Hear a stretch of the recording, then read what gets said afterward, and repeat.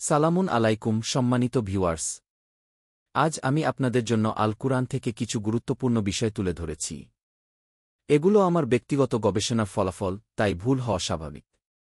আমি একজন সাধারণ শিক্ষার্থী মাত্র। যদি কোথাও ভুল পান, দয়া করে আল কুরআনের প্রমাণ দিয়ে সংশোধন করুন, আমি তা সানন্দে গ্রহণ করব। আমি স্পষ্ট করে বলতে চাই, আমি কোনো মায়হাব বিরোধী নই। আমার একমাত্র উদ্দেশ্য হল আল কুরআনে যা আছে সেটি আপনাদের সামনে সঠিকভাবে তুলে ধরা। আপনাদের কর্তব্য হবে কুরআনের সাথে মিলিয়ে দেখুন। যদি সঠিক মনে হয় তাহলে অন্যদের কাছেও পৌঁছে দিন। আমার ছোট্ট অনুরোধ, একটি লাইক করলে বুঝব যে আপনি বিষয়বস্তুকে বিশ্বাসযোগ্য মনে করেছেন।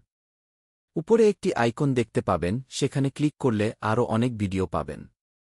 ইআইকিউ চ্যানেলে নিয়মিত নতুন ভিডিও আপলোড হবে, চোখ রাখুন। ভয়েসের উপরে উপদেশ কন্টেন্টগুলা পড়ুন ও হৃদয়ে গেঁথে রাখুন।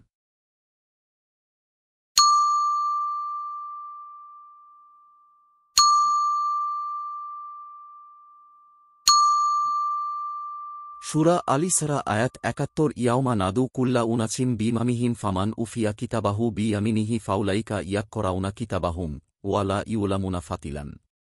ব্যাখ্যা: সেদিন আমরা ডাক প্রত্যেক মানবগোষ্ঠীকে তাদের নেতা বা ইমামের সাথে। এরপর যাকে তার আমলনামা, কিতাব, ডান হাতে দেয়া হবে, তারা আনন্দের সাথে নিজেদের কিতাব পাঠ করবে। আর তাদের প্রতি বিন্দুমাত্র অন্যায় করা হবে না। ৪টা কন্টেন্ট ভাগ করে বুঝাচ্ছি। কন্টেন্ট ১, মোসা-এর শিক্ষা।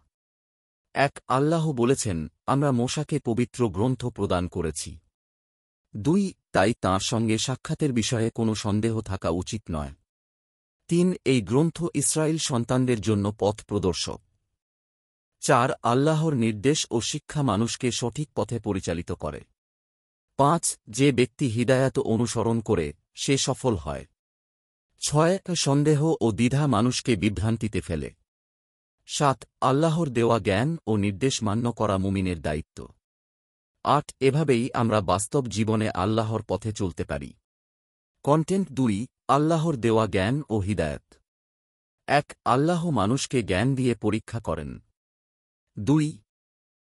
যারা আল্লাহর হিদায়াত অনুসরণ করে, তারা সফল হয়। ৩. যারা দ্বিধা ও সন্দেহে ভুগে, তারা পথ হারায়।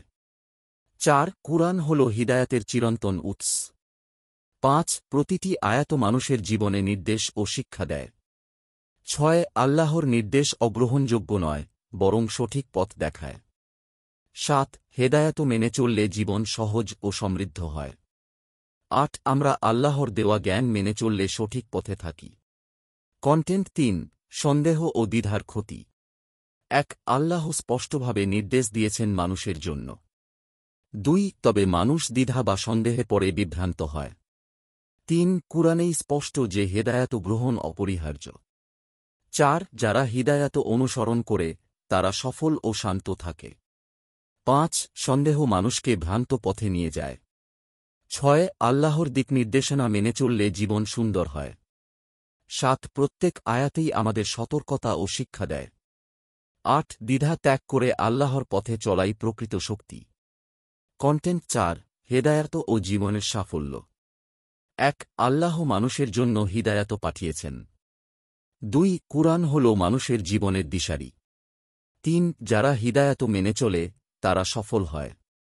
৪. যারা উপেক্ষা করে, তারা বিভ্রান্ত হয়। ৫. প্রতিটি আয়াত আমাদের জন্য উপদেশ বহন করে। ৬. হেদায়াত মানা জীবনের প্রতিটি ক্ষেত্রে সমাধান দেয়। ৭. আল্লাহর নির্দেশ অগ্রহণযোগ্য নয়।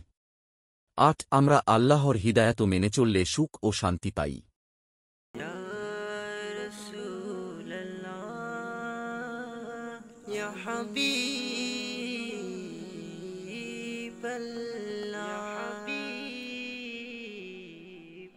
মনে বড় আশা ছিল যাব মদিনায়, মনে বড় আশা ছিল যাব মদিনায়। সালাম আমি করব গিয়ে নবী জির রোজায়, সালাম আমি করব গিয়ে নবী জির রোজায়। চলো যাই সবাই মক্কা মদিনায়, চলো যাই সবাই মক্কা মদিনা আরব সাগর পাড়ি দেব নেই কো আমার তরি পাখি নই যে উড়ে যাব ডানাতে ভর করি আরব ইয়া রাসূলুল্লাহ ইয়া হাবিবাল্লাহ